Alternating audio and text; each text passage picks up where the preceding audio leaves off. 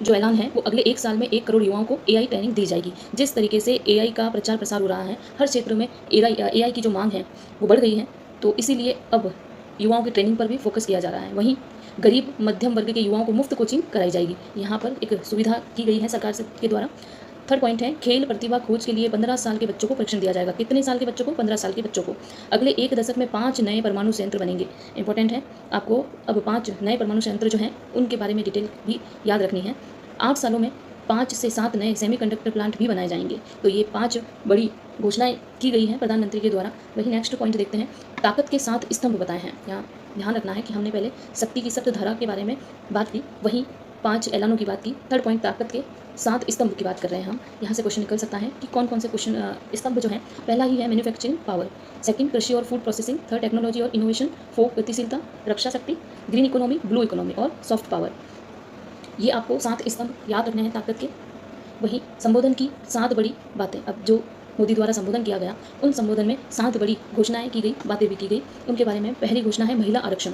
महिला आरक्षण के बारे में यहाँ पर चर्चा की गई है कि राजनीतिक दलों से महिला आरक्षण लागू कराने के लिए समर्थन देने की अपील की है इन्होंने। यहाँ पर विरोधियों पर दिमागी नक्सल, यहाँ पर तंज कसा गया है कि दिमागी नक्सल से सावधान रहना होगा, उन्हें अलग थलग करना होगा।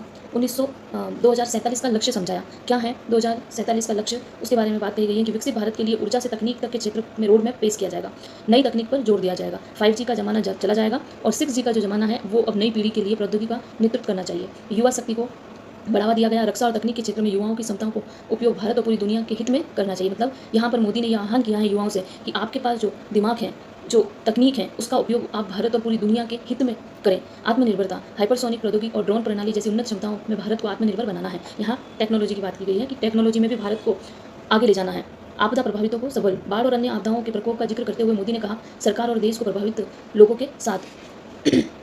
वहीं नशा मुक्त अभियान में शामिल हो युवा। यहाँ मोदी ने युवाओं से ये अपील की है कि जो नशा मुक्ति के लिए अभियान चलाया गया है, वो चल रहा है, उस अभियान में ज़्यादा से ज़्यादा बढ़ चढ़कर हिस्सा लें, जिससे एक जो बड़ी चुनौती देश के सामने है उस चुनौती से मुक्ति पाई जा सके। तो वहाँ पर प्रधानमंत्री ने देश को नशा मुक्त बनाने के लिए साप्ताहिक और सामूहिक प्रयास का आह्वान किया। मोदी ने नशे की लत को देश के युवाओं के लिए बड़ी चुनौती बताया और लोगों से नशा मुक्त अभियान में शामिल होने का आग्रह किया। तो यहाँ पर तीनों ही पॉइंट हमने क्लियर कर लिए हैं कि किस तरीके से 15 अगस्त के दिन लाल किले की प्राचीर से कौन सी नए ऐलान किए गए, किन सप्त धाराओं की शक्तियों की बात की गई और किन तथ्यों पर संबोधन की सबसे बड़ी बातें रखी गई। वहीं